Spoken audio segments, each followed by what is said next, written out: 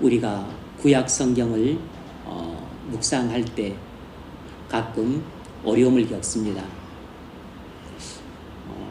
이것을 어떻게 해석해야 되나, 해석의 문제에 직면을 하게 됩니다.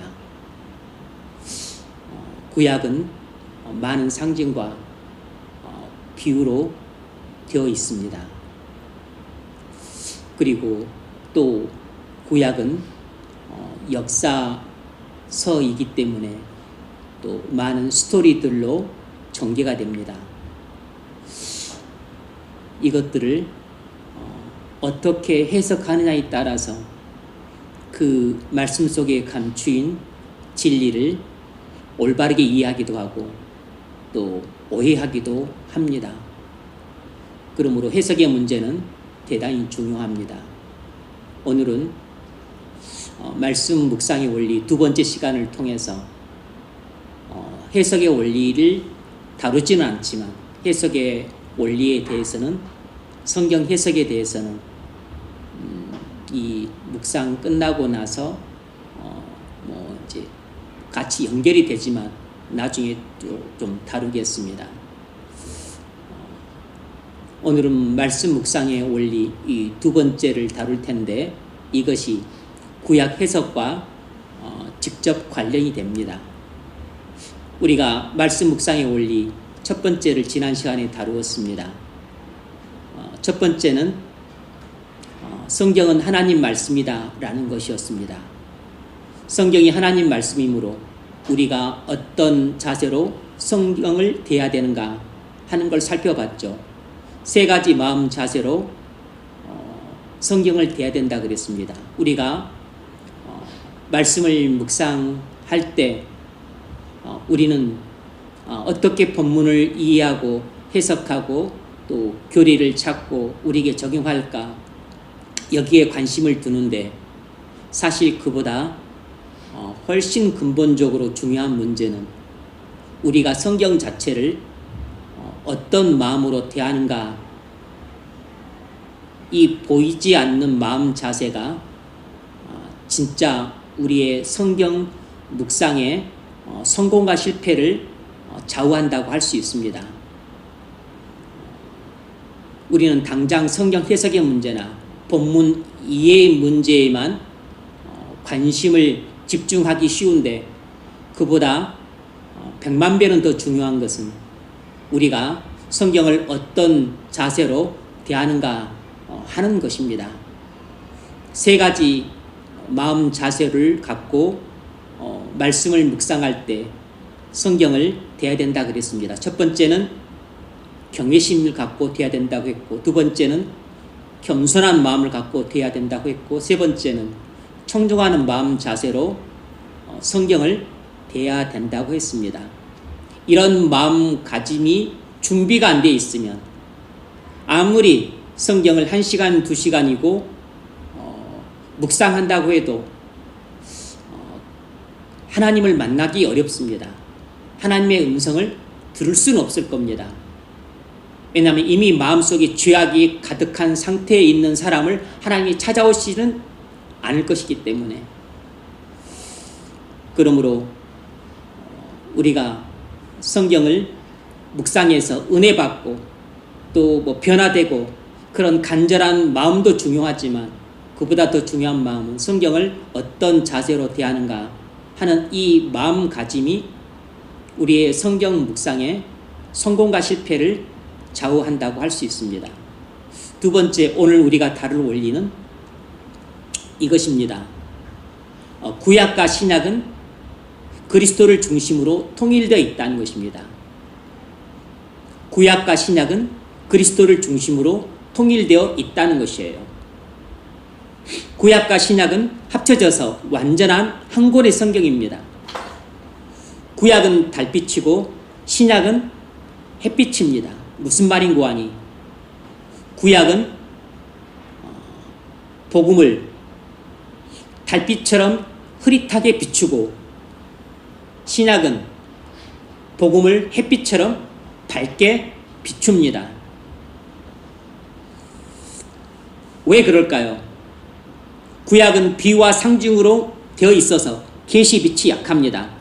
반면에 신약은 복음을 직접적으로 선포하고 있고 또 교리적으로 서술하고 있어서 계시의 빛이 아주 강합니다. 그래서 반드시 구약은 신약에 의해서 재해석되어야만 합니다. 만일 구약을 신약에 의해서 재해석하지 않으면 우리는 구약을 제멋대로 해석하기가 쉬워요. 이제 이 말씀에 대해서 한 3가지 예를 갖고 이렇게 증명을 해 보이겠습니다. 오늘은 좀 성경을 찾아볼 테니까 여러분들이 빨리빨리 성경을 잘 살펴보셔야 됩니다. 먼저 사도행전 8장을 볼 텐데 사도행전 8장을 보면 빌립이 성령의 감동을 받아 에티오피아 네시에게 갔습니다. 이사야서 53장 7, 8절을 읽고 있던 네시에게 빌립이 물었어요. 읽는 것을 깨닫느냐? 지도하는 자가 없는데 어찌 깨닫겠느냐? 빌립과 에티오피아 네시가 나눴던 대화입니다. 사도행전 8장 32절부터 35절까지를 보면 여러분 찾아보십시오.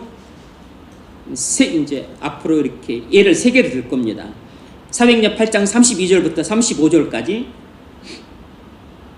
제가 읽습니다. 읽는 성경 구절은 이것이니 일러스되 그가 도살자에게로 가는 양과 같이 끌려갔고 털 깎는 자 앞에 있는 어린 양이 조용한 같이 그의 입을 알지 아니하였도다. 지금 이 32절 33절 대목은 이사야서 53장 7, 8절을 인용하고 있는 대목이에요. 지금 에티오피아 네시가 지금 이사야서 53장 7, 8절을 읽고 있는 것을 지금 사도행전 누가가 인용을 하고 있는 것입니다. 그가 굴욕을 당했을 때 공정한 재판도 받지 못하였으니 누가 그의 세대를 말하리요? 그의 생명이 땅에서 빼앗김이로다 하였거늘 그 네시가 빌립에게 말하되 청컨대 내가 묻노니 선지자가 이 말한 것이 누구를 가리킴이냐? 자기를 가리킴이냐? 타인을 가리킴이냐? 빌립이 입을 열어 이 글에서 시작하여 예수를 가르쳐 복음을 전하니 그랬습니다. 에티오피아 네시는 열정을 갖고 이사야서 53장을 읽고 있었는데 전혀 깨닫지는 못했어요. 그래서 빌립에게 물었습니다. 그러자 빌립이 이사야서 53장 7, 8절이 이사야 자신의 순환이 아니고 그리스도의 순환이라는 것을 가르쳐 주었습니다. 그리고서 그리스도가 바로 예수님임을 알려줬습니다. 네시에게 이 이사야서 53장 7, 8절을 가지고서 예수 그리스도의 십자가의 죽음과 그리고 부활을 자세히 가르쳐 줬어요. 그 결과 네시가 예수님이 하나님의 아들 그리스도라는 사실을 믿고 구원을 받았습니다. 그래서 잠시 후에 네시에게 강에서 세례를 줍니다. 이처럼 구약과 신약은 그리스도를 중심으로 통일되어 있습니다. 구약 이사야서 53장은 여러분도 아다시피 그리스도의 고난을 기록하고 있는 장이에요. 그런데 이것은 그리스도에 의해서 실제로 600년 뒤에 성취가 됩니다.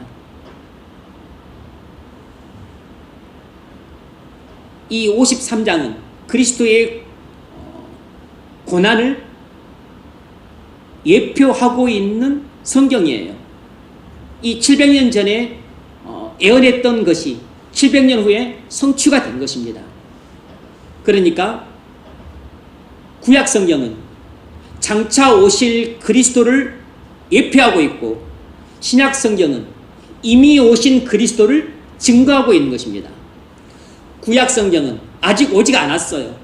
장차 오실 그리스도를 상징과 비유를 통해서 미리 보여주고 있기 때문에 계시의 빛이 약한 것입니다.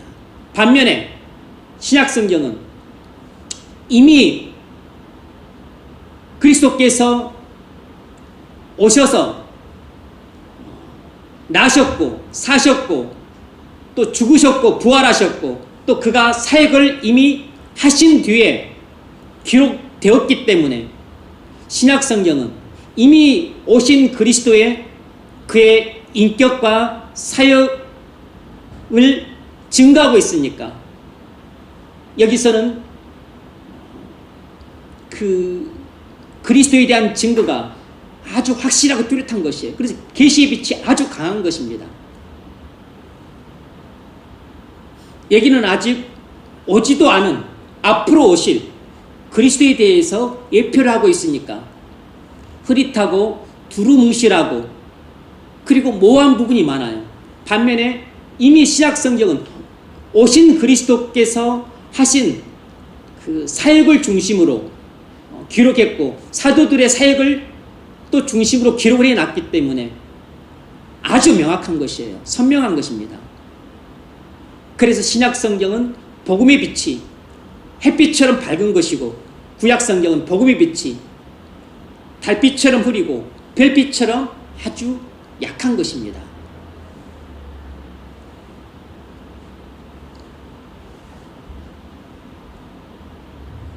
이처럼 구약과 신약은 그리스도를 중심으로 통일되어 있습니다.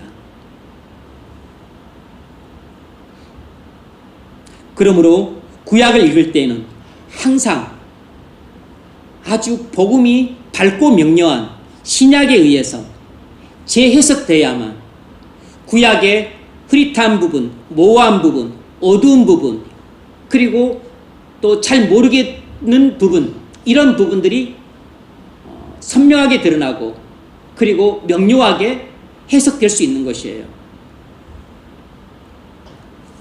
그래야만 구속사적 관점으로 구약을 올바르게 이해할 수 있습니다. 두 번째 예를 들어보겠습니다. 히브리서 8장을 살펴볼 것이에요. 히브리서 8장 펴세요. 히브리서 8장을 보면 히브리서 기자가 에레미야서 31장의 새 언약을 인용해서 그리스도의 구속사적 관점으로 재해석하고 있습니다. 히브리서 8장 5절로 13절을 살펴볼 것입니다. 히브리서 8장 5절은 아까 오전에도 살펴봤죠. 히브리서 8장 5절로 13절. 먼저 히브리서 8장 5절로 7절까지 읽겠습니다. 5절부터 7절까지. 자, 여러분이 한번 읽겠습니다. 시작. 그들이 섬기는 것은 하늘에 있는 것의 모형과 그림자나 모세가 장막을 지으려 할 때에 지시하심을 얻은 것 같으니 이르시되 산과 모든 것을 산에서 내게 보이던 분을 따라 지으라 하셨느니라. 그러나 이제 그는 더 아름다운 직분을 얻으셨으니 그는 더 좋은 약속으로 세우신 더 좋은 언약의 중보자시라. 첫 언약이 무음하였더라면 둘째 것을 요구할 일이 없었으려니와. 아멘. 그들이 섬기는 것은 하늘에 있는 것의 모형과 그림자라 그랬습니다. 이스라엘 백성들이 섬기는 율법과 성막은 저 하늘에 있는 것의 모형이라 그랬어요. 이 6절에 그러나 이제 그는 할 때 그는 그리스도를 가리킵니다. 그리스도는 6절 하반절에 더 좋은 언약의 중보자시라 그랬습니다. 그리스도는 더 좋은 언약의 중보자시라. 더 좋은 언약이란 그 앞에 언약이 있었다는 것이죠. 앞에 언약보다 더 좋은 언약이라는 것입니다. 앞에 언약이 뭔 언약이죠? 옛 언약을 말합니다. 모세 언약을 말하는 것이죠. 그러면 뒤에 온 언약, 이것은 새 언약을 말하는 것이에요. 새 언약이 옛 언약보다 더 좋은 언약이라는 것입니다. 왜 그런지는 나중에 말씀드리겠습니다. 그리스도는 새 언약의 중보자시라는 것이에요. 그리고 7절에 첫 언약이 무음하였더라면 이건 모세 언약을 말하는 것이죠. 둘째 것은 새 언약을 말하는 것이에요. 모세 언약은 하나님이 모세와 맺은 언약이고, 둘째 것, 새 언약은 누구와 맺은 언약일까요? 나중에 보면 이스라엘 집과 유다 집과 하나님이 맺은 언약이라 그랬는데, 이 새 언약은 하나님이 이스라엘 백성과 맺은 언약이 아니에요. 하나님이 영적인 아브라함 후손들과 맺은 언약입니다. 다시 말해서 하나님이 그리스도인들과 맺은 언약이에요. 하나님이 그리스도 안에서 택함 받은 자들과 맺은 언약이에요. 옛 언약은 하나님이 모세와 맺은 언약이고, 이 새 언약은 하나님이 에레미야를 통해 주신 약속인데, 하나님이 에레미야를 맺은 언약도 아니고, 당시 이는 이스라엘이 망했고 유다만 남아있는데 유다 집과도 맺은 언약이 아니에요. 거기 보면 하나님이 이스라엘 집과 유다 집과 뭐 언약을 맺으리니 이렇게 나와 있는데, 이것을 문자 그대로 해석하면 안 됩니다. 하나님께서 그리스도인과 맺은 언약이 새 언약이에요. 이제 좀 전에 읽은 이 5절부터 7절까지를 제가 잠깐 설명을 하겠습니다. 이 구약의 율법과 성막은 모형이기 때문에 신약의 그리스도와 하나님 나라의 원형의 관점으로 재해석되어야 돼요. 히브리서 기자가 새 언약을 옛 언약보다 더 좋은 언약이라고 말하는 것은, 옛 언약은 잘 들으셔야 됩니다. 이게 중요한 대목이에요. 옛 언약은 우리 죄사함을 위해 주어진 언약이 아니고 단지 우리 죄를 깨닫게 하기 위해 주어진 언약이지만, 새 언약은 우리 죄사함을 위해 주어진 언약이기 때문에 옛 언약이 새 언약보다 훨씬 더 좋은 언약인 것입니다. 여러분도 아다시피 모세 언약 율법은 우리 죄를 깨닫게 해서 우리를 그리스도에게 인도하기 위해서 주어진 언약에 불과하고, 새 언약은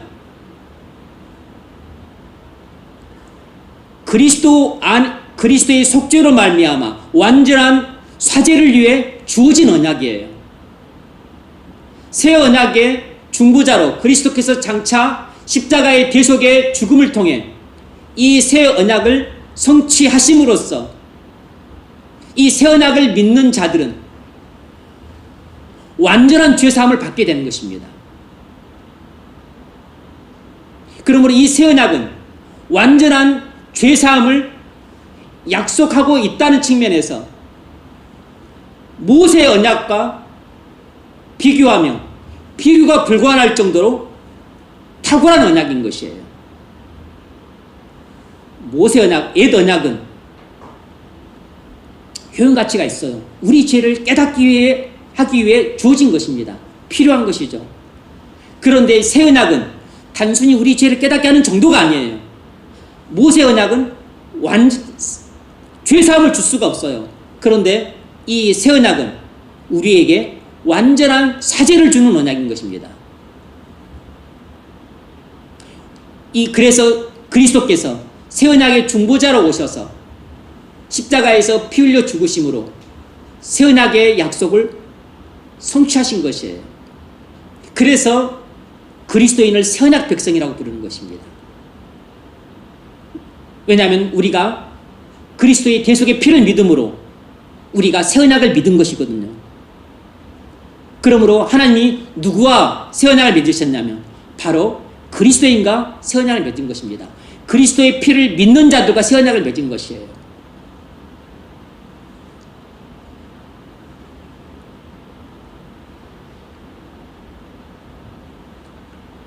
그리스도께서 새 언약의 중보자로서 십자가에서 대속의 죽음을 당하심으로 새 언약을 성취하셨습니다. 그 이유가 뭐죠? 하나님이 새 언약을 주신 이유가 뭡니까? 첫 언약을 통해서는 구원에 이를 수가 없기 때문이에요. 하지만 새 언약을 통해서는 구원에 이른다는 사실입니다. 이런 엄청난 차이가 있어요. 옛 언약을 통해서는 절대로 구원에 이르지 못해요. 하지만 놀랍게도 새 언약을 통해서는 구원에 이를 수 있는 것입니다. 옛 언약은 구원을 못 주지만 새 언약은 구원을 주는 언약이에요. 구원을 주는 새 언약과 구원을 줄 수 없는 옛 언약을 어떻게 비교할 수 있겠습니까? 한날에 논의가 불가능한 것이에요. 첫 언약을 통해 만일 구원에 이르렀다면 둘째 언약, 새 언약이 필요가 없었습니다. 지금 이 히브리서 기자가 그 이야기를 하고 있는 것이에요. 그리스도는 더 좋은 언약의 중보자시라. 7절, 이 첫 언약이 무음하였더라면 무슨 말이죠? 모세 언약을 통해서 우리가 구원받을 수 있었더라면 뭐하러 새 언약을 또 주었겠느냐, 그 이야기를 하고 있는 것입니다. 첫 언약으로는 구원을 받을 수가 없으니까 하나님이 새 언약을 주셔서 우리에게 구원을 주신 것이다 라고 말하고 있는 것입니다. 지금 뭘 하고 있죠? 아직 에레미야서 31장에 나와 있는 그 새 언약을 인용은 안 하고 있는데 지금 히브리서 기자는 에레미야서 31장 31절 34절을 이제 인용을 할 건데 히브리서 기자가 지금 그리스도의 구속사 관점으로 에레미야서 31장 31절 34절을 해석하고 있는 것이에요. 다시 말하면 이 신약을 갖고 지금 구약에 있는 에레미야서 31장 31절 34절을 재해석하고 있는 것입니다. 그러니까 에레미야서 31장 31절 34절에 나와 있는 새 언약이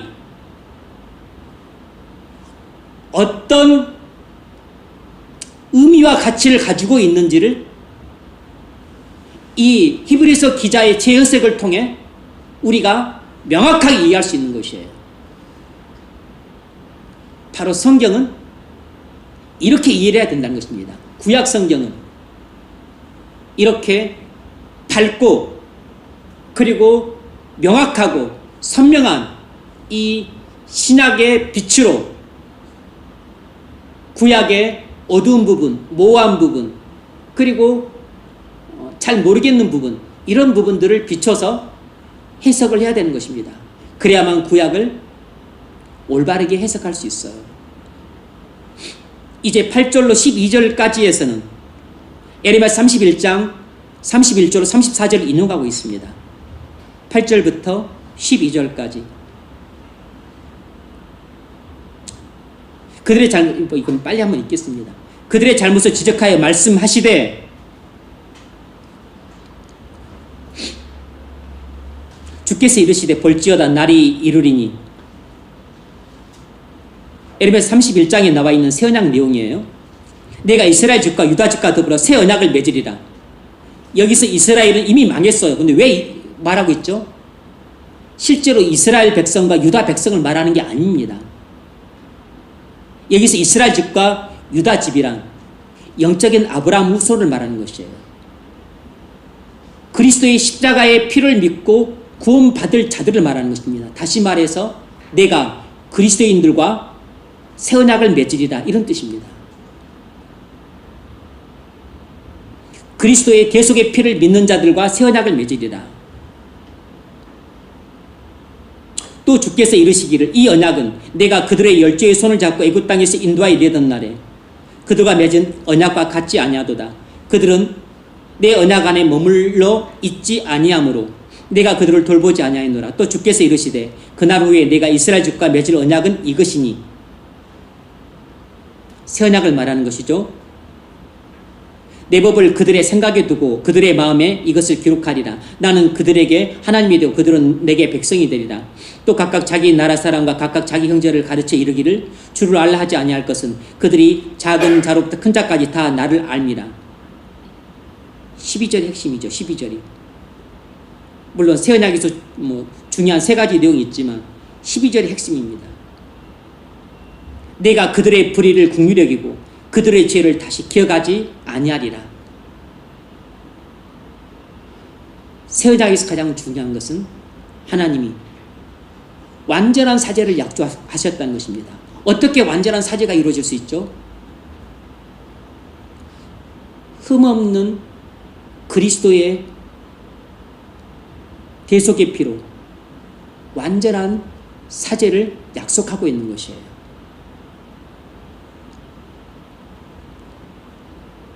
(13절이) 또 해석입니다. 새 언약이라 말씀하셨음에 첫 것은 낡아지게 하신 것이니 낡아지고 쇠하는 것은 없어져 가는 것이니라. 이 말도 아주 중요한 말입니다. 새 언약과 옛 언약을 비교한 것이에요. 지금 새 언약이 그리스도 새 언약의 중보자이신 그리스도의 대속의 피를 통해 완전한 사죄를 약속해 주셨기 때문에 새 언약은 영원한 효력을 가진 언약이에요. 반면에 옛 언약은 뭐라 그랬습니까? 낡아지고 쇠해지고 없어져 간다 그랬어요. 무슨 말이죠? 옛 언약은 이제 아무 쓸모없게 되었다는 것입니다. 왜 그럴까요? 옛 언약은 모형이기 때문입니다. 옛 언약은 또 다른 말로는 율법과 성막이라 할 수 있는데 율법과 성막은 모형이고 그림자예요. 이것들은 원형이 오고 실체가 오면 쓸모가 없는 것들입니다. 그러므로 옛 언약으로는 구원할 수 없어서 새 언약이 왔기 때문에 옛 언약은 이제 더 이상 쓸모가 없는 것이에요. 율법과 성막은 이제 율법과 성막이 예표하는 그리스도께서 오셨기 때문에 이제 이것들은 효용 가치가 없는 것입니다.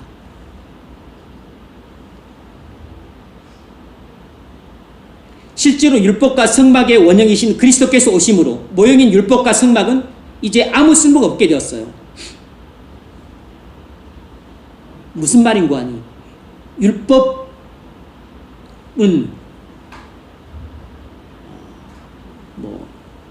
제사법, 의식법, 시민법 이런 것들이 있는데 이 율법 가운데 의식법이나 제사법이나 시민법 이런 것들은 지금은 아무런 쓸모가 없습니다. 효용가치가 없어요. 십계명 정도의 율리법만 아직 우리에게 일부 효용이 남아 있습니다.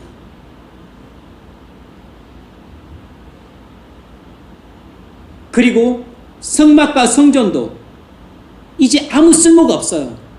왜냐하면 참 성막이시고 참 성전이신 그리스도께서 이미 이 땅에 직접 오셨기 때문이에요. 그래서 히브리서 기자가 옛 언약은 낡아지고 쇠하여지고 없어져 간다고 말하고 있는 것입니다. 뭘 할 수 있습니까? 구약과 신약은 그리스도를 중심으로 통일되어 있다는 걸 알 수 있죠. 그래서 구약과 신약은 이렇게 합쳐져야만 완전한 한 권의 성경이 됩니다. 왜 합쳐져야만 완전한 한 권의 성경이 되죠? 그것은 구약은 뿌리고 신약은 줄기이기 때문입니다. 가지고 잎사귀고 열매이기 때문이에요. 구약 성경은 구약과 신약이 합쳐지면 완전한 한 그루의 나무가 돼요. 그런데 이 나무를 구약 성경은 이 나무의 뿌리라고 할 수 있습니다. 뿌리. 그래서 신약 성경의 뿌리는 구약 성경이에요.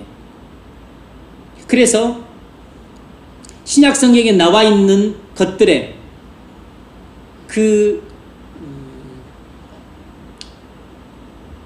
시원을 알려면, 뿌리를 알려면 구약 성경을 봐야 돼요. 그러므로 구약 성경이 없으면 신약 성경을 온전히 이해할 수가 없어요. 왜냐하면 뿌리를 모르고서 어떻게 그 신약 성경이라고 하는 줄기와 가지와 그리고 잎사귀와 열매를 알 수 있겠어요. 뿌리를 알아야죠.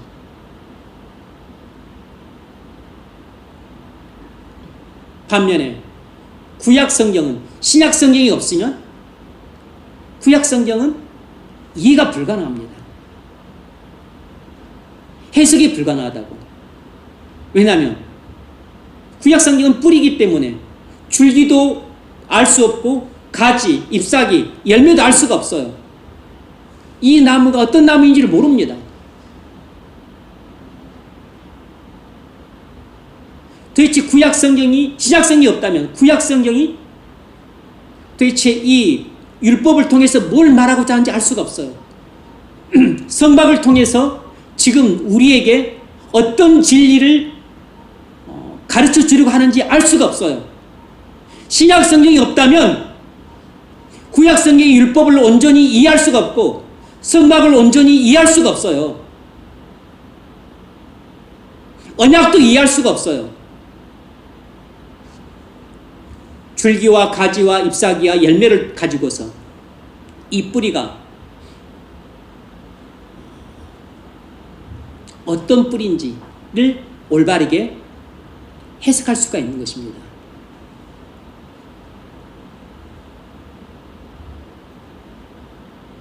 그래서 항상 구약은 신약에 의해서 재해석되어야 합니다. 다시 말하면 구약은 달빛이고 신약은 햇빛이기 때문이에요. 구약은 뿌리고 신약은 줄기이기 때문입니다.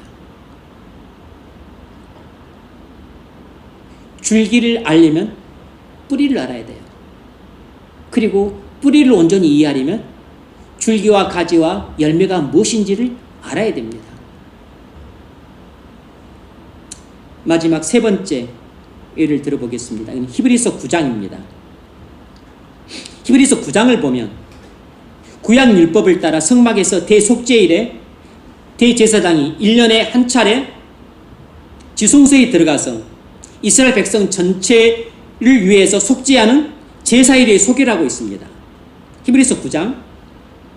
그런 후에 새언약의 중보자이신 그리스도의 속죄가 이 율법과 성막의 예표를 성취했다고 설명을 하고 있습니다.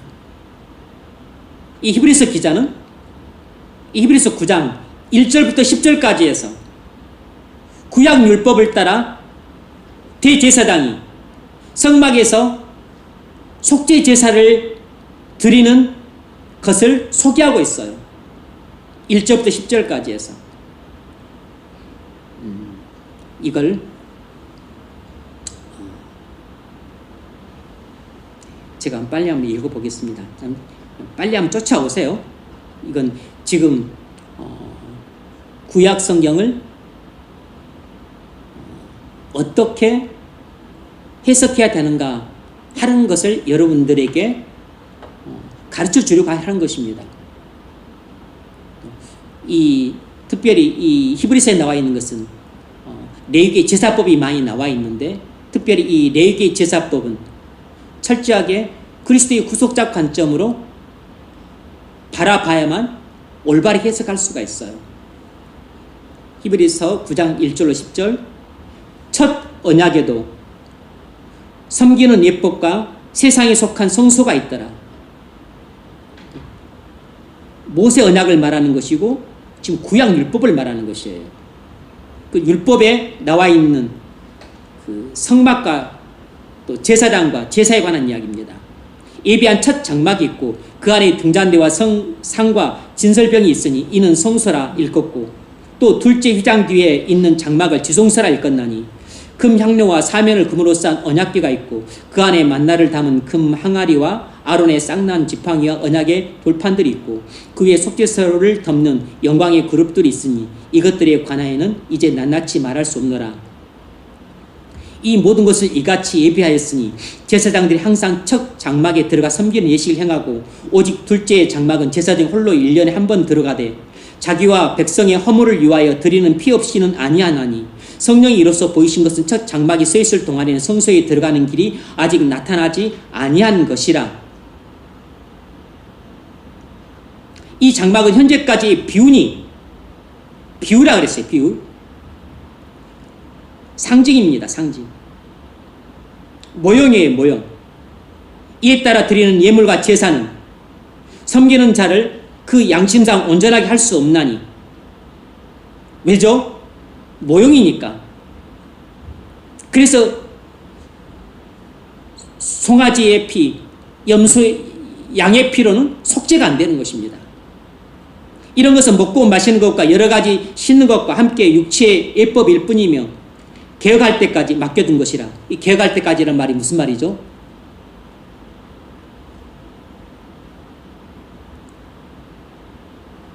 참 원형이신 그리스도의 완전한 속죄가 이루어질 때까지는 이렇게 모형으로 제사를 드릴 수밖에 없다는 것입니다. 이렇게 10절까지에서 구약율법을 따라 제사장이 성막에서 이스라엘 백성 전체를 위해서 1년에 한 차례 드리는 이 대속죄 제사를 소개하고 있어요. 그리고 나서 11절부터 28절까지에서 새 언약의 중보자이신 그리스도께서 이 율법과 성막의 예표를 완전히는 아니죠. 완전히는 나중이지. 성취했다고 소개를 하고 있어요. 11절부터 28절까지 해서. 그러니까 여러분들이 특별히 이 히브리서를 읽을 때는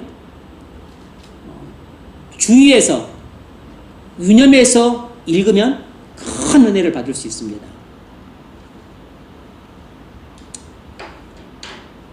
히브리서 11장 11절로 28절을 빨리 한번 이렇게 좀 추적해 보겠습니다. 그 내용을 자세하게 좀 살펴보려고 하는 것은 아니고 어떻게 구약 성경을 신약에 의해서 재해석해야 되는가 하는 것을 여러분들에게 보여주려고 하는 것이에요. 10절까지는 구약 성경 레위기에 나와 있는 대속죄일의 제사 대목입니다. 이제 그것을 히브리서 기자가 11절부터 28절까지 해서 이것을 재해석하고 있어요. 11절 잘 들어보십시오. 그리스도께서 장래 좋은 일의 대제사장으로 오사 실제 대제사장의 원형은 그리스도라는 것입니다. 그리스도가 진짜 대제사장이라는 것이에요. 그리스도께서 장래 좋은 일의 대제사장으로 오사 손으로 짓지 아니한 곧 이 창조에 속하지 아니한 더 크고 온전한 장막으로 말미암아. 이게 무슨 장막이죠? 하늘에 있는 성막이 아니고 땅에 있는 장막이 아니고 하늘에 있는 지성소를 말하는 것입니다. 하늘의 지성소를 말하는 것이에요. 그리스도께서 십자가에서 자기 피로 대속을 하실 때 그는 십자가 갈보리 언덕 십자가에서 죽으신 것 같지만 실은 하늘의 지성소에 들어가서 대제사장으로서 자신이 자신의 몸을 자기 백성들인 우리를 위해 피 흘려 죽으신 것입니다. 예수님은 갈보리 언덕에서 물리적으로는 죽었지만 실은 영적으로는 하늘 지성소에 들어가셔서 거기서 우리를 위해 속죄의 피를 흘리신 것이에요. 지금 히브리서 기자가 그 이야기를 하고 있는 것입니다.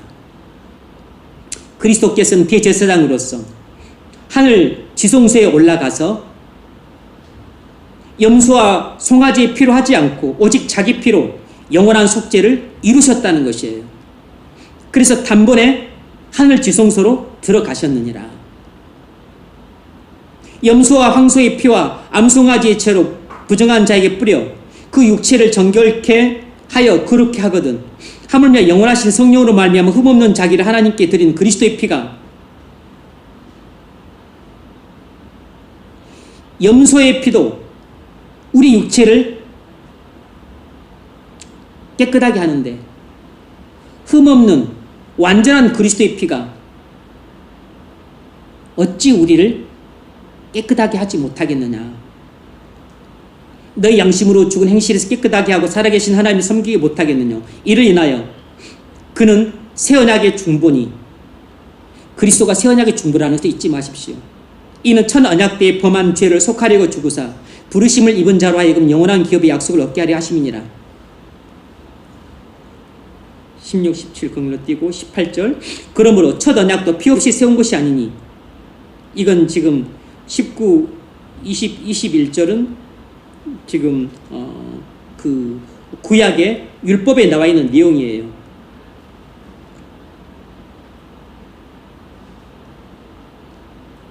22절 율법을 조차 거의 모든 물건이 피로써 정결케 되나니 이건 지금 히브리서 기자의 해석입니다. 히브리서 기자가 그리스도의 구속적 관점에서 지금 레위기를 재해석하고 있는 것이에요. 율법을 조차 거의 모든 물건이 피로써 정결케 되나니 피 흘림이 없은즉 사함이 없느니라. 그러므로 하늘에 있는 것들의 모형은 이런 것들로 정결케 할 필요가 있었으나 완전히 지금 재해석해 주고 있죠. 그러므로 하늘에 있는 것들의 모형 뭘 말하는 겁니까? 땅에 지어진 성막을 말하는 것이죠. 성막 안에서 봉사하는 인간 제사장을 말하는 것입니다. 그리고 또 속죄의 피를 흘리는 짐승의 피를 말하는 것이에요. 성막, 인간 제사장, 그리고 짐승의 피, 그리고 성막 안에 있는 모든 성구들, 그것들은 전부 하늘에 있는 것들의 모형이에요. 원형이 뭐죠? 하늘의 지성소, 그리고 진짜 대제사이신 그리스도, 그리고 진짜 속죄 제물인 그리스도의 몸, 그리고 진짜 속죄의 피인 그리스도께서 흘리신 피, 이것이 원형이에요. 이것이 원형. 지금 히브리서 기자가 그 설명을 해주고 있는 겁니다. 하늘에 있는 그것들은 이것들보다 더 좋은 제물로 할지니라. 그리스도께서는 참것의 그림자인 손으로 만든 성소에 들어가지 아니하시고 오직 참 하늘에 들어가사 이제 우리를 위하여 하느님 앞에 나타나시고 대제사장이 해마다 다른 것의 피로써 성소에 들어가는 것 같이 자주 자기를 드리려고 아니하실지니라. 그리하면 그가 세상을 창조할 때부터 자주 고난을 받았어야 할 것이로되 이제 자기를 단번에 제사로 드려 죄를 없게 하시려고 세상 끝에 나타나셨느니라. 한 번 죽는 것은 사람이 정하신 것이요 그 후에는 심판이 있으리니 이와 같이 그리스도도 많은 사람이 죄를 담당하시려고 단번에 들이신 바 되셨고 구원에 이르게 하기 위하여 죄와 상관없이 자기를 바라는 자들에게 두 번째 나타나시리라. 히브리서 기자는 9장 1절로 10절까지 해서 구약 레위기에 나와 있는 대속죄일의 제사를 소개하고서 11절로 28절까지 해서 그것을 신학적 관점으로 재해석해 주고 있습니다. 그러니까 여러분들이 레위기를 읽을 때는 그리스도의 십자가 대속의 관점으로 재해석을 해야 돼요. 왜냐하면 레위기에 나와 있는 모든 내용들은 전부 모형이기 때문입니다. 다시 말하면 전부 상징들이에요. 다시 말하면 그때는 다 비유들입니다. 우리는 비유라고 말하지 않죠. 말씀을 맺겠습니다. 구약과 신약은 그리스도를 중심으로 통일되어 있어요. 그러니까 우리가 구약을 읽고 묵상할 때는 반드시 신약으로 재해석해야 됩니다. 다시 말하면 신약으로 재해석해야 된다는 말은 무슨 말이냐면 그리스도 구속사적 관점으로 구약 성경을 바라봐야 된다는 뜻입니다. 왜냐하면 구약은 장차 오실 그리스도를 예표하고 있고 신약은 이미 오신 그리스도를 증거하고 있기 때문입니다. 구약은 율법과 성막인데 이 율법과 성막과 언약은 전부 그리스도의 모형이에요. 그리스도께서 오셔서 우리를 위해 이렇게 속죄하심으로 하나님 나라를 세우실 것이다 라는 것이 구약 성경의 요지예요. 신약 성경에서는 구약 성경의 예표대로 실제로 그리스도께서 오셔서 자기 피로 속죄하셔서 하나님 나라를 건설하셨어요. 여기서는 할 것이다 라고 그들은 바라만 본 것이고 신약에서는 이루어졌어요. 이게 실제 이루어졌기 때문에 이제 여기서 서치라이트가 훨씬 밝게 비춰진 것이고 여기는 촛불만 비춰진 것이에요. 촛불만 비춰졌으니까 여기는 아직 너무 어두운 것입니다. 흐릿하고 희미한 것이에요. 여기 서치라이트가 비춰졌기 때문에 우리가 명료하게 안 걸 가지고 이제 구약을 조명해 줘야 되는 것이에요. 그래야만 구약이 밝게 해석이 되는 것입니다. 이런 것을 구속사 관점으로 성경을 바라본다라고 말하는 것이에요. 그래야 우리가 구약을 올바르게 이해하고 해석할 수 있습니다.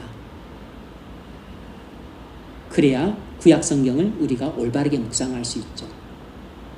이것이 우리가 말씀 묵상의 두 번째 원리로 여러분들에게 전하고 있는 것입니다.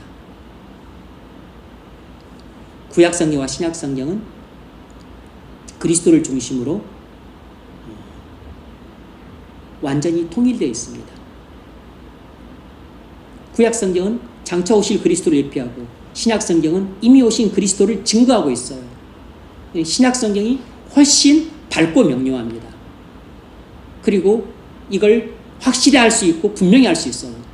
여기는 애매모호하고 힘이 흐릿하고 모르는 부분이 있습니다.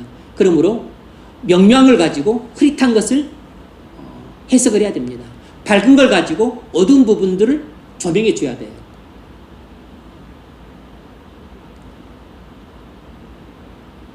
하지만 신약 성경을 잘 이해하려면 구약 성경도 잘 알아야 됩니다. 왜냐하면 신약 성경의 뿌리가 구약 성경이기 때문이에요. 그래서 구약 성경을 모르면 신약 성경을 읽을 때 이해하기가 어려운 것입니다.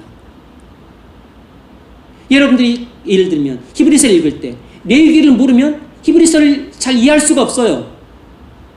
성막도 모르고 제사장도 모르고 제사법도 모르고 의식법도 모르면 잘 이해 못합니다. 그래서 서로 보완적인 것입니다.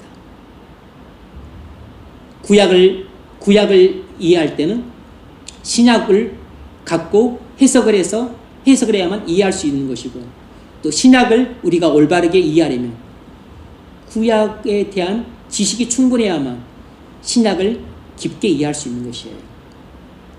구약과 신약 성경은 이렇게 그리스도를 중심으로 완전히 통일되어 있어요. 그래서 구약 성경과 신약 성경이 합쳐져야만 완전한 한 권의 성경이 되는 것입니다.